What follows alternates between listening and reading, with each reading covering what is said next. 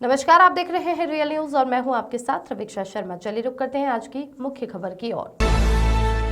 कुख्यात दस्यु कुसुमा नाइन के द्वारा वर्ष 1984 में औरैया जनपद के अस्ता ग्राम में दिन दहाड़े बच्चे समेत कुल 14 लोगों की गोली मारकर सामूहिक नरसंहार कांड को अंजाम देकर पूरे गांव में आग लगा दी थी। आज उस घटना के लगभग 41 साल के बाद दस्यु कुसुमा नाइन की मौत के बाद ग्रामीणों ने जलाए घी के दिए और मना रहे खुशियां। आज भी इस गांव के उस सामूहिक नरसंहार कांड में मारे गए मृतकों की याद में एक चबूतरा बनाया गया है और उस चबूतरे पर शिला भी लगाई गई है।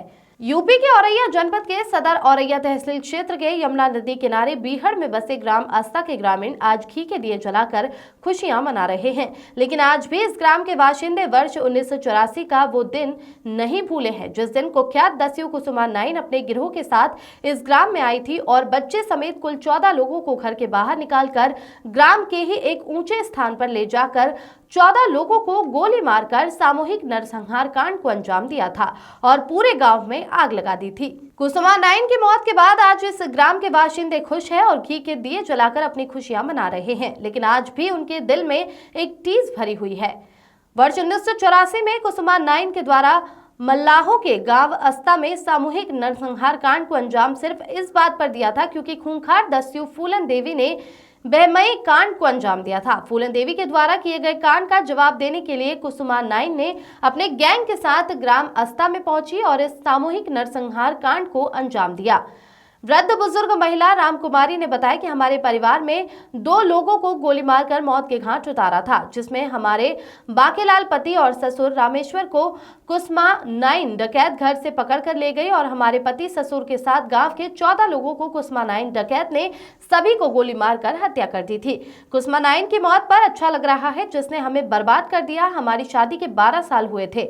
शादी के 12 वर्ष के बाद ही कुसुमा ने हमें विधवा बना दिया। ना हमारा लड़का है, हमारी सिर्फ लड़कियां हैं। ग्रामीण प्रत्यक्षदर्शी प्रेमचंद ने बताया कि वह अस्ता गांव के रहने वाले हैं। जो फूलन देवी ने बहमई कांड किया था उसके बारे में हमें नहीं मालूम है, लेकिन उसका बदला लेने के लिए हमारे गांव में लालाराम और कुसुमा नाइन ने गांव में 1-2 बार मीटिंग भी की और वो लोग चुपके से लेकर आए। यहाँ पर आदमियों को इकट्ठा करके 14 आदमियों को उन्होंने दिन दहाड़े 2:30-3 बजे दिन में गोली मारकर मौत के घाट उतार दिया और पूरे गांव में आग लगा दी। उसके बाद हम लोग भाग गए। जब सुबह आए तो गवर्नमेंट ने हमें अपने हिसाब से दाह संस्कार का काम किया। घी के दिया इसलिए जला रहे हैं, हमें महान खुशी हुई है।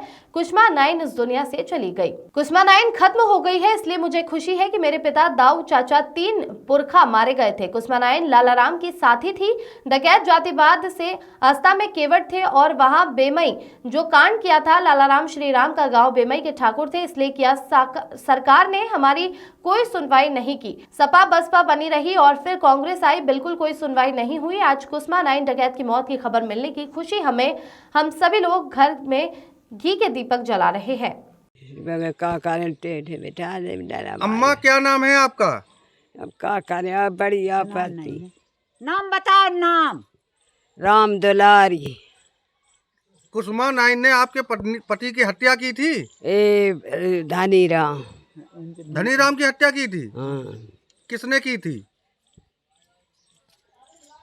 डकैतन ने मारो। डकैतन ने मारो तो ललाटे तेरे बैठा लाए थे, ऐसे झूठ ऐसी पाता थी बैठा लाए ऐसी और है।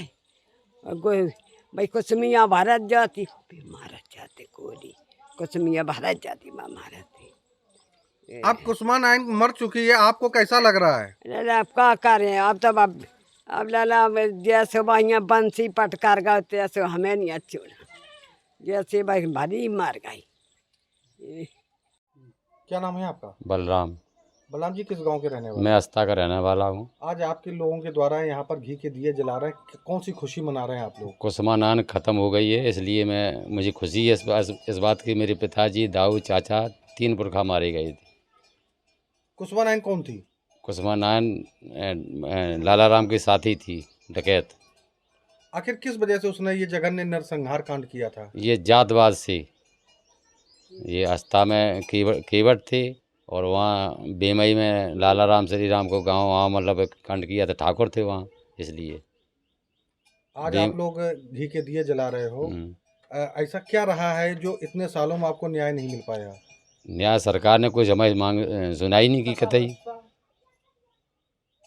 सपा बसपा बनी रही और ये कांग्रेस आई तो अब उनकी कोई सुनाई धुनाई नहीं है कतई। क्या नाम है आपका? मऊ राम कुआं किस गांव में रहती हैं आप? अस्ता में। सन 84 में यहाँ पर कुसुमा नायन के द्वारा एक भीषण नरसंहार किया गया था। हम्म। उसमें आपके परिवार के कौन कौन लोग खत्म हुए थे? हमारे परिवार में ये दो ही जने भाई, गांव में भाई। कौन कौन खत्म हुआ आपके परिवार में?